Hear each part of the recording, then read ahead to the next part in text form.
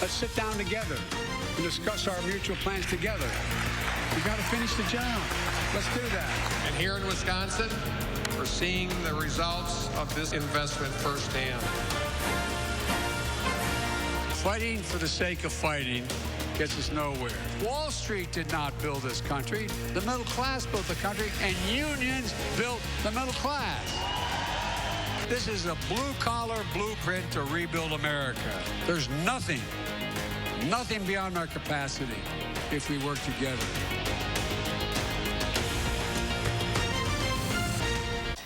For the first time in more than a decade, a sitting U.S. president is in the Madison area. Fresh off his State of the Union address yesterday, President Joe Biden touched down at Truax Field earlier this afternoon. After greeting Wisconsin Governor Tony Evers and Madison Mayor Satya Rhodes Conway, the president headed to the Leuna Training Center in DeForest. That's right. Our team is covering this story from every side. We have reporters all across the Madison area and at the site of President Biden's tour earlier today. You'll be hearing from them, from the president, and from the people that this visit affected. But first, we're going to do a quick check on the weather, where there is an alert day overnight and into tomorrow. For more on that, let's check the first warn forecast with Chief Meteorologist Gary Canalti. Gary?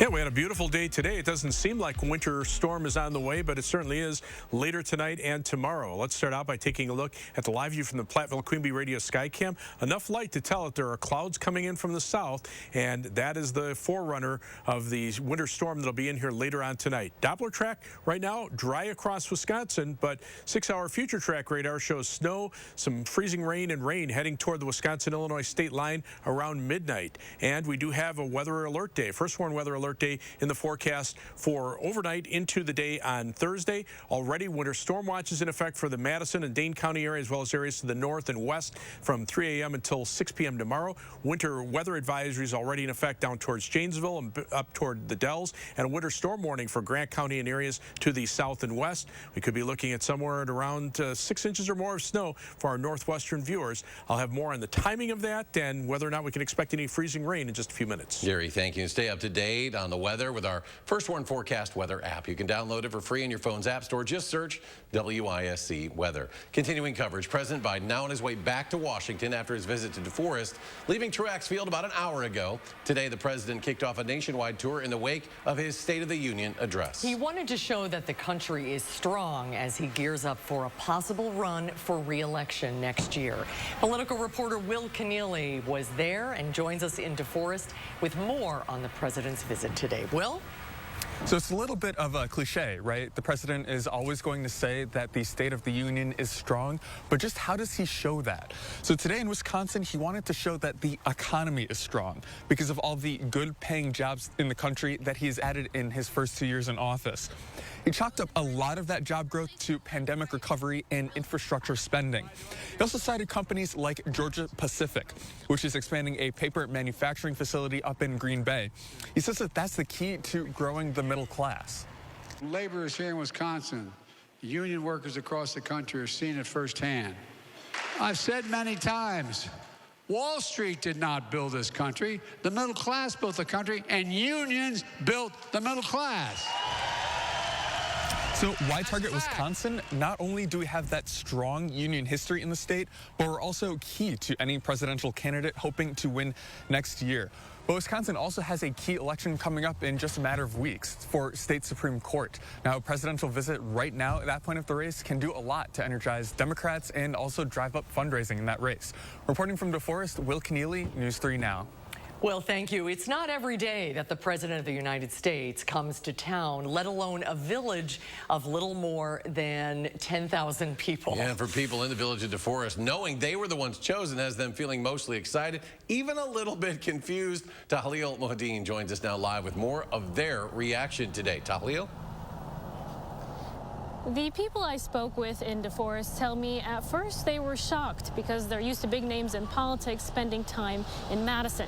This morning, President Joe Biden arrived at Truax Field after flying in from Maryland on Air Force One to make his way to the village. There, DeForest mom Marcia Zirk says it wasn't until late this morning she was clued into Biden's visit, but his arrival is already making an impact for young learners at school.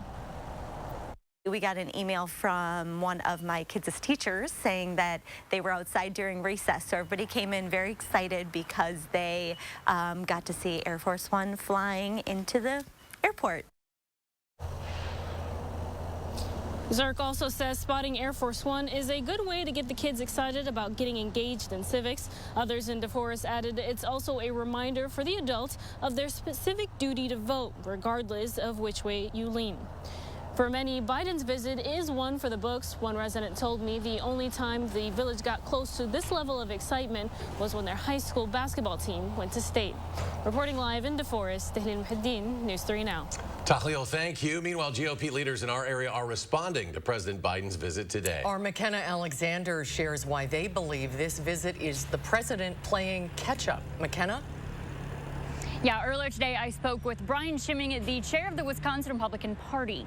Schimming tells me he believes Biden's presidency is one of the worst in decades when it comes to serving working class Americans, and argues that Biden's visit today is just a way of trying to repair that reputation ahead of the 2024 election.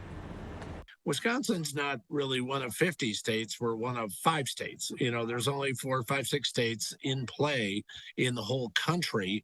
And so the president has to win Wisconsin. It's not a choice. His numbers are in a lot of trouble here. He has to come here to buck up those numbers. That's really the reason that he's here. Schimming adds Biden is to blame for the current economy, knows it, and is now attempting to, quote, rescue his political fortunes. Meanwhile, Madison's own Congressman Mark Pocan flew in with the president on Air Force One. Armand Rahman spoke with him live in our 5 p.m. newscast. He joins us now with those highlights. Armand? Obviously, yeah, McKenna, a much different reaction from the Democrat Mark Pocan, who not only gave remarks before Biden took the podium, but he also was on Air Force One to welcome him into Dane County for the first time as president. And on board, the congressman says he chatted with Biden about a bit of everything, from cars and the warm weather they flew into to the goals he touched on in the State of the Union and in today's speech. Pocan says Wisconsin's going to be a big factor in the next year of his presidency, whether or not that includes a re-election campaign. Clearly, being a swing state, that always gets more attention from both parties. But the fact that we were a place that had a lot of manufacturing jobs, lost a lot, this is part of the president's agenda. He wants to bring those jobs back here, and I think that will focus a lot on things right here in Wisconsin. And in today's speech, Biden referenced Pocan as a friend who's always fighting for working families and unions. And we also heard from Mayor Satya Rhodes Conway and Governor Evers during the event at LiUNA in DeForest today. You'll hear more from them tonight at 10. For now, live outside Madison City County building, Armand Rahman, News 3 Now. Armand, thank you. Today, one of the president's main messages to the people of Wisconsin centered on the working class. President Biden credits a low unemployment rate as a positive sign for our nation and our own state. Our Catherine Merck looks at whether the data matches the president's words here. Catherine. I took a look into the data surrounding unemployment in Wisconsin.